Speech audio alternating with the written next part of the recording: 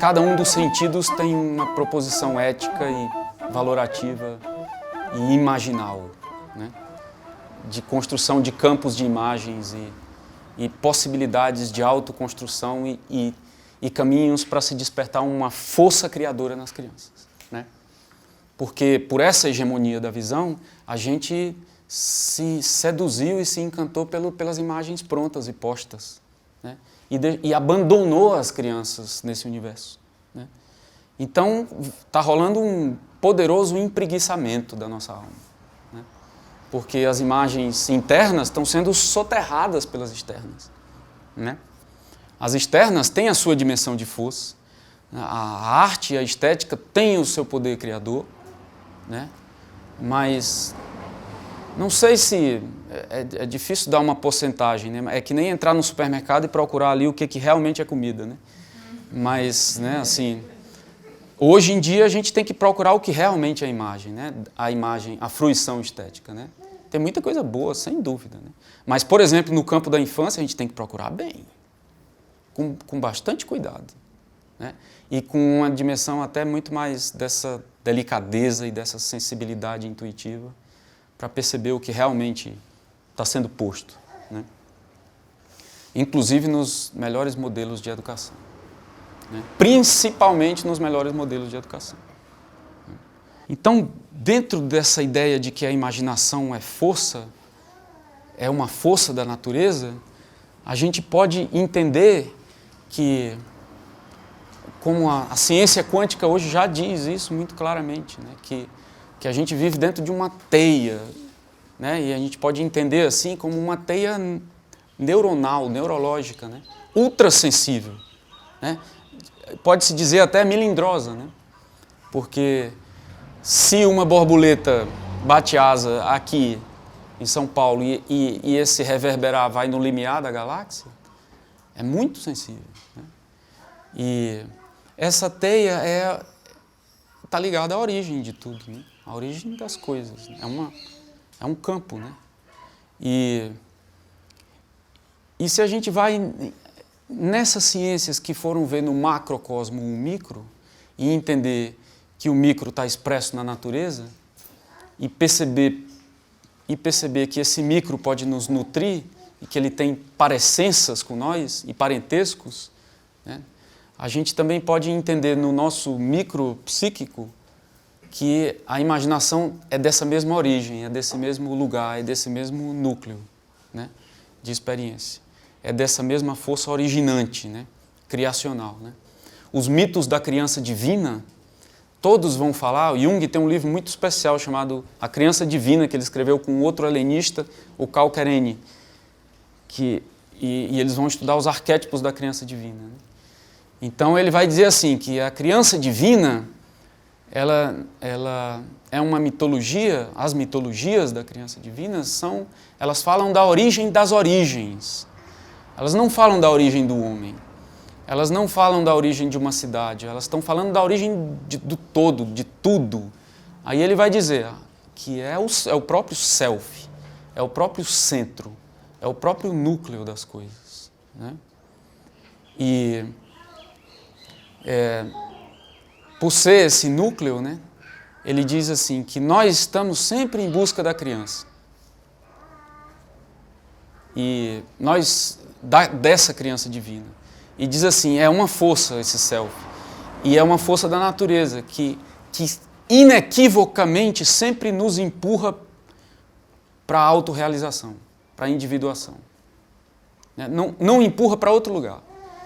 É sempre para a individuação, creiamos ou não, né? Como ele diz assim, invocado ou não, Deus está presente, né? Falando dessa força, né? Creiamos ou não, busquemos ou não, é um DNA da natureza, é uma força que leva para um propósito de individuação, né? De autorrealização. E então, nessas mitologias da criança divina tem algo muito especial, que é essa ideia do criacional, né? Mas por uma leitura assim dos estudos do imaginário, a gente vai entender assim que existem os arquétipos fenotípicos que são da cultura, que estão na cultura, que são do agora, a ideia de mãe, a ideia de casa, a ideia de família, a ideia de natureza hoje, e os arquétipos genotípicos que estão nas nossas células, que vieram com nós, que estão numa herança genética, que se manifestam no nosso corpo, que são da arquê, né? do que tá, da reminiscência, né? Do que é mais primitivo. Né? Então, esse self ele está instaurado nesse genotípico, né? E ele se manifesta muito fortemente por ele. Claro que a cultura está o tempo todo manifestando, a estética é isso, né? Mas ele provém muito mais entranhado na nossa corporeidade a partir desse genotípico, né? Dessa coisa que a gente herda. Então, a imaginação, o núcleo dela está aí, está nessa força originante, está nesse primórdio. Né? E por isso é que um pensador chamado Gilbert de Rhin, ele vai dizer assim, que toda memória de infância é uma nostalgia do ser. Né? Toda memória de infância é imediatamente obra de arte. Né? Porque a criança mora num lugar, especialmente até os 7 anos de idade, em que ela é um nimbo mitológico, que ela desconhece as forças do fim, da transitoriedade, ela desconhece a morte. Né? E o que move o homem é a ideia da transitoriedade. Quando ele acorda para a transitoriedade, para o fim, ele começa a querer conter o tempo. E por isso começa a adornar, e daí nasce a estética, e daí nasce a filosofia, e daí nasce a arte, e daí nascem os porquês. Né?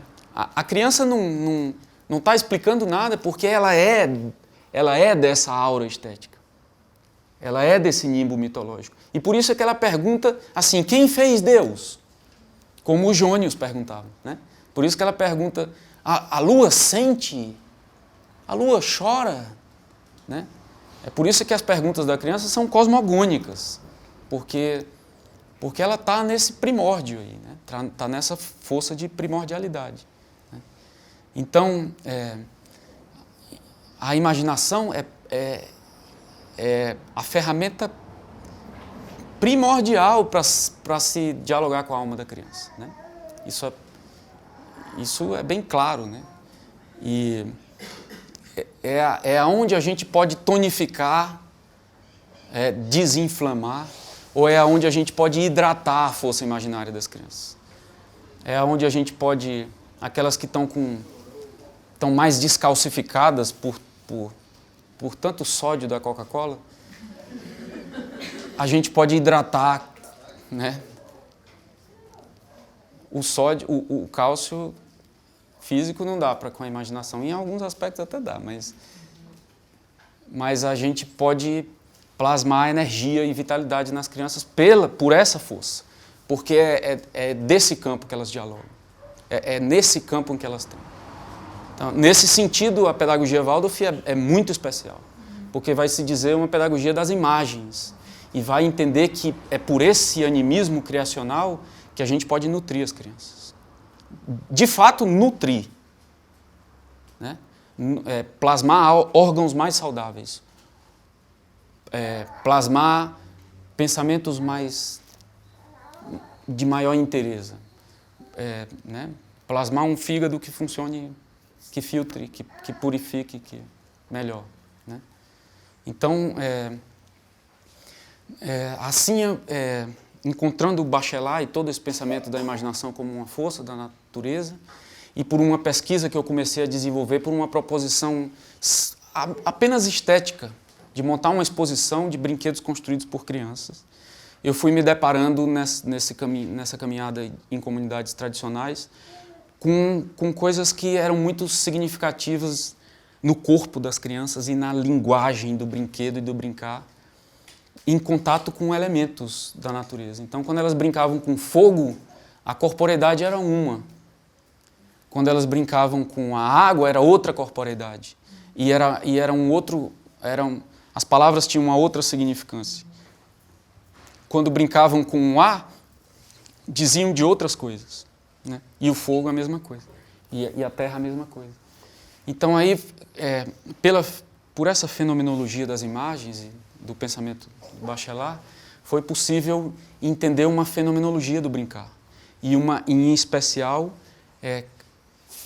construir uma interpretação no sentido, não de querer racionalizar o que a criança faz, mas no sentido de querer deixar a amostra para as pessoas poderem ver, assim, no sentido de que a educação consiga tirar alguns véus de cima desse fazer, para que a educação perceba que naquele fazer existe a alma da criança e o dizer próprio dela, né? Não o dizer como a gente acha que é melhor para ela, ou como a gente entende pela pedagogia, ou pela psicologia, né? Mas que ela está dizendo, e o dizer dela é muito claro, e é desse manancial mais profundo, né? E por esse código simbólico a gente pode perceber valores que nutrem elas, né? Então, por exemplo, o elemento terra, eu acho que a gente vai falar mais só dele hoje, tudo bem? Assim, porque essas coisas são mais longas e é melhor que a gente adentre devagarzinho isso do que fazer uma enxurrada e isso às vezes parecer mediunidade, né? Pessoas que às vezes chegam para mim já perguntaram assim, mas de qual linha espiritual você traz esse pensamento? Não,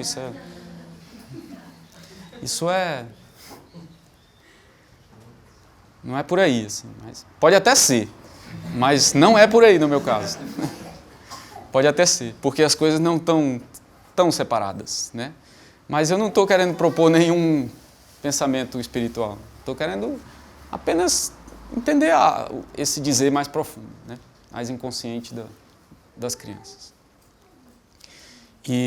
Então o elemento terra é um elemento da materialidade, da gravidade social, de se encarnar, de se enraizar na vida, né? É o elemento da identidade corporal, né? O Merleau-Ponty vai dizer assim, o corpo é uma carne na carne do mundo, né? O corpo é carne na carne do mundo. Não, o corpo não está separado do mundo, né? O que está aqui em minha volta diz respeito a mim, né? E eu digo respeito ao que está em minha volta, né? Então, são os primeiros sensos de identidade, de particularidade que a criança vai receber da projeção dos objetos em relação ao corpo dela, né? E da relação com a mãe e com o corpo da mãe, e da vida, né? Da família. Então, classificando para a gente entender, mas não para dizer que é classificável e não para colocar cada coisa no seu lugar, a gente pode dizer que os brinquedos da Terra são aqueles de iniciação no mundo social, na gravidade social, né?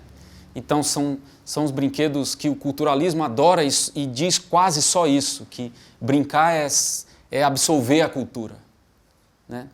E eu não acredito nisso, né? Que eu acho que se a gente for fazer um deslocamento antropológico, tirar de um olhar puramente cultural e trazer para a interioridade do homem e entender que imaginação é cultura, né? Porque ela se compõe de camadas de experiências ao longo do tempo do homem.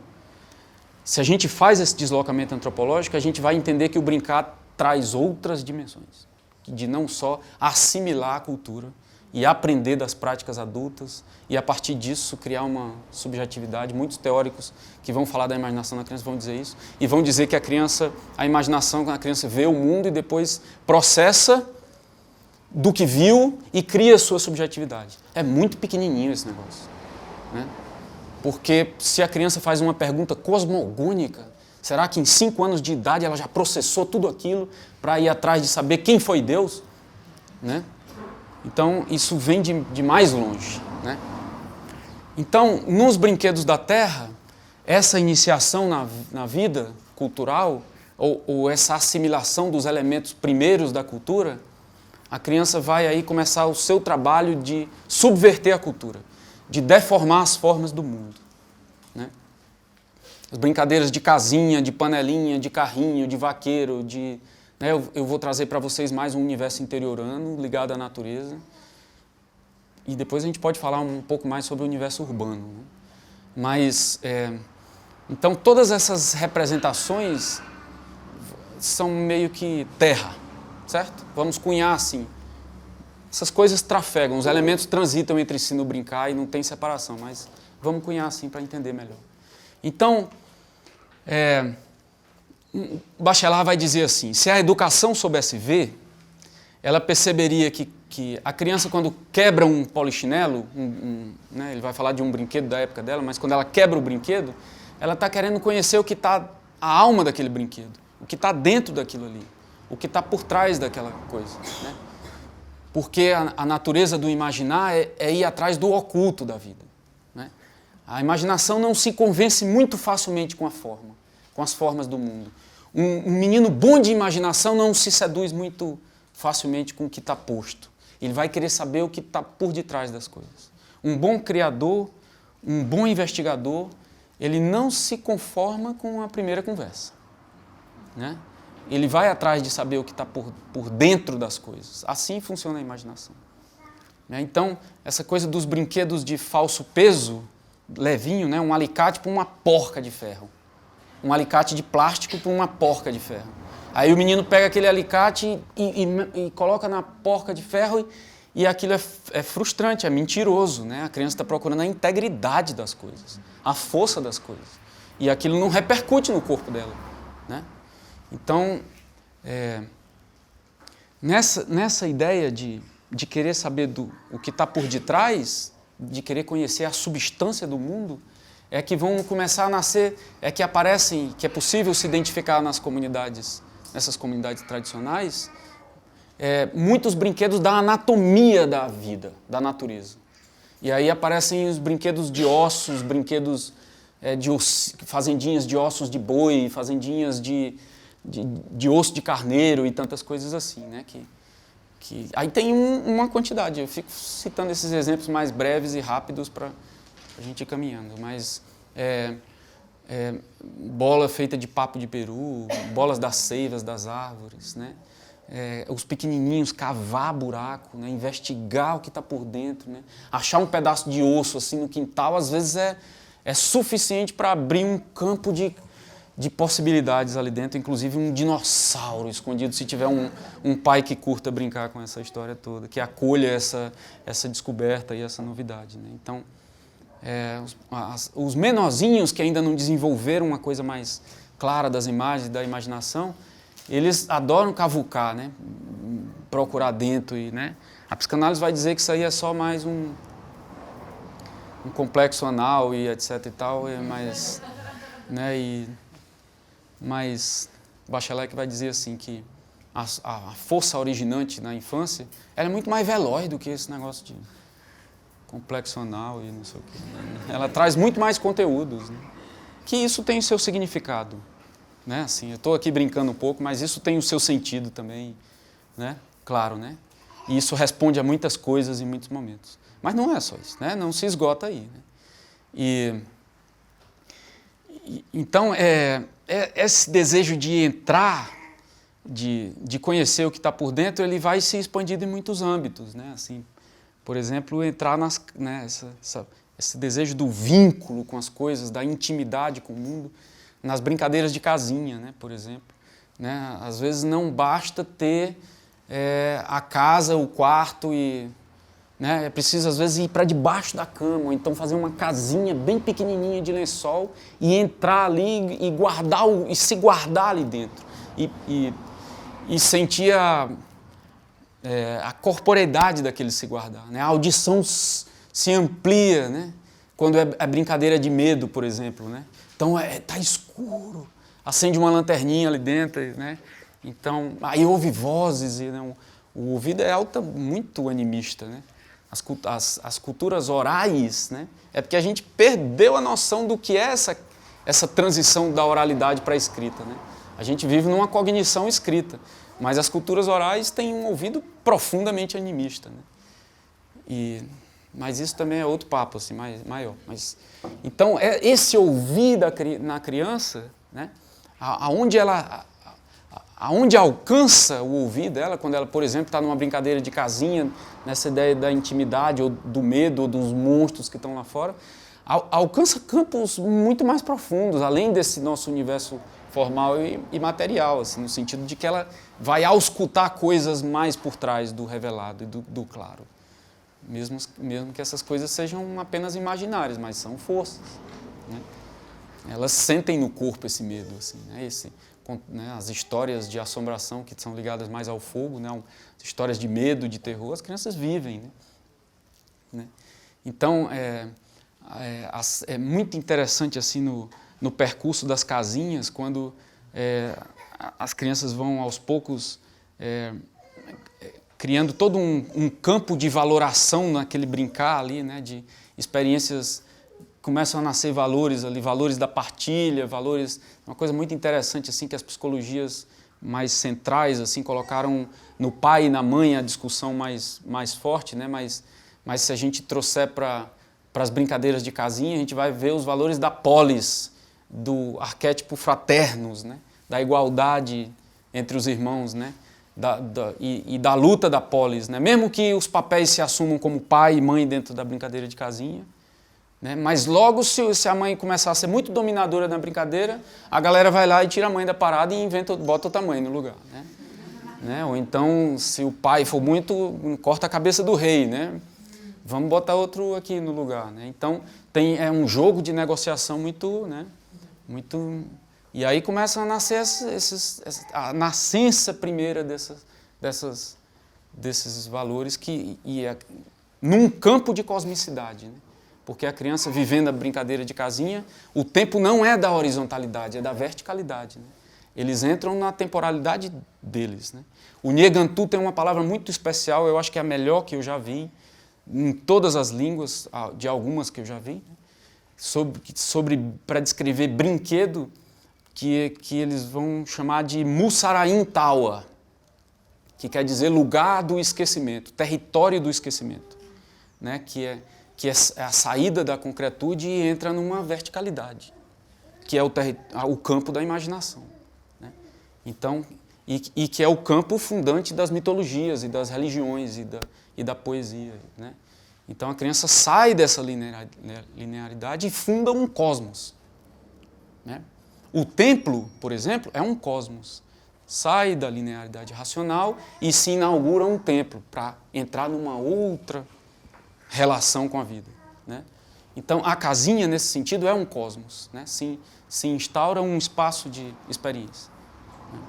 Tanto é que, no latim, por exemplo, a palavra para brinquedo está ligada a vínculo, né? A vrinco, a uma vinculação. E isso é muito interessante também, né? Porque quando a criança está brincando ali com o brinquedo dela, ela criou um vínculo com o corpo, né?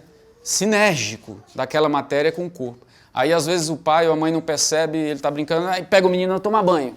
Arranca o menino daquela vinculação. Né? Então, vai criando cisões, né? Assim, cisões desse campo aí da delicadeza. Né? Vai chutando, vai desidratando, vai espantando as plumas finas da imaginação. Né?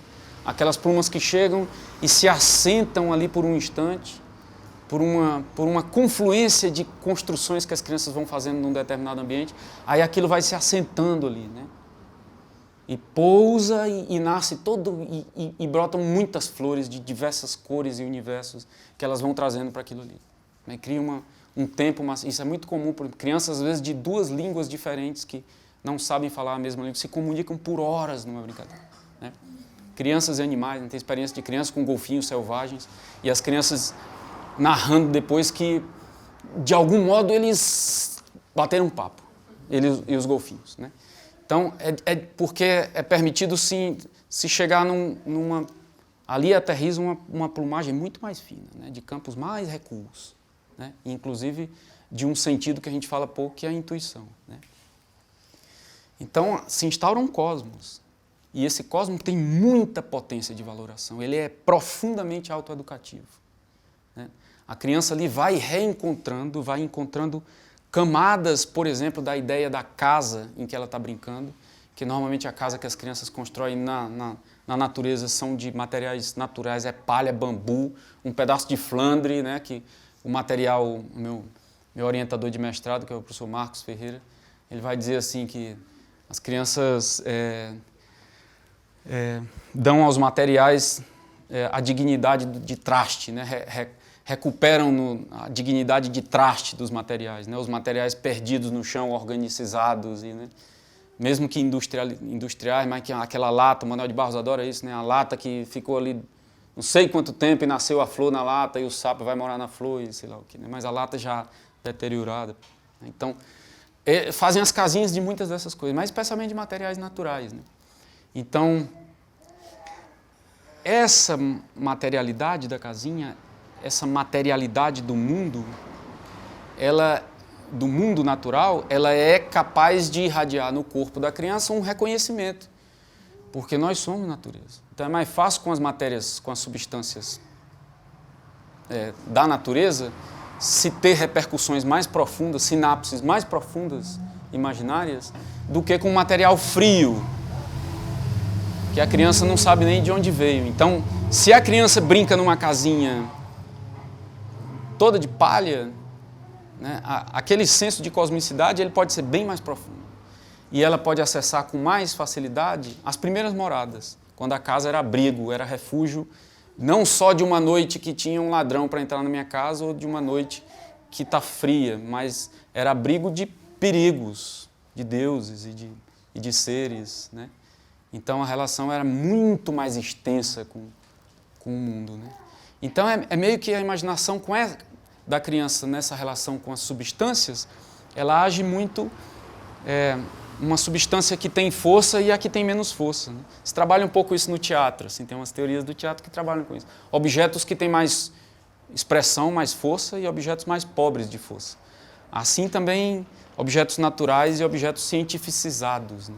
Ou prontos, né? Aquela casinha toda feita de EVA, que tem um fogãozinho lá dentro, todo especializado, com forno, botão, e que aperta, ainda liga na eletricidade, faz um som, sei lá se liga na eletricidade. Hoje em dia o Inmetro acho que não deixa mais, né? Mas aquilo ali são imagens postas, que a criança tem força de subverter, mas aquilo inibe mais, segura mais esse processo criador da criança, né? Enquadra mais, né? E quando ela entra no que é orgânico e no que ela constrói da força dela própria, né? E dos materiais que estão no entorno, é como jogar uma pedrinha no lago. Eu gosto dessa imagem, eu sempre fico citando ela. O lago quieta e joga uma pedrinha ali no meio. Então, cria uma primeira onda que repercute numa segunda, que repercute numa terceira e se expande, né? Então, a relação da criança com as substancialidades da natureza é como se essas substancialidades é como se fossem essas pedrinhas, né? Então, joga a pedrinha do arquétipo da casa toda de material natural e de natureza e vai repercutindo imagens da casa arquetípica mais profundamente, né? E da casa eu, da casa ser, da casa corpo, da casa criando porosidade nos sentidos, porque a gente vive uma superficialidade dos sentidos, né? A gente está num hedonismo dos sentidos, né? Encantado com o prazer das coisas né?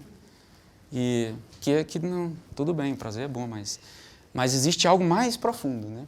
Então, e que a gente não tem trabalhado isso nas nossas crianças, né?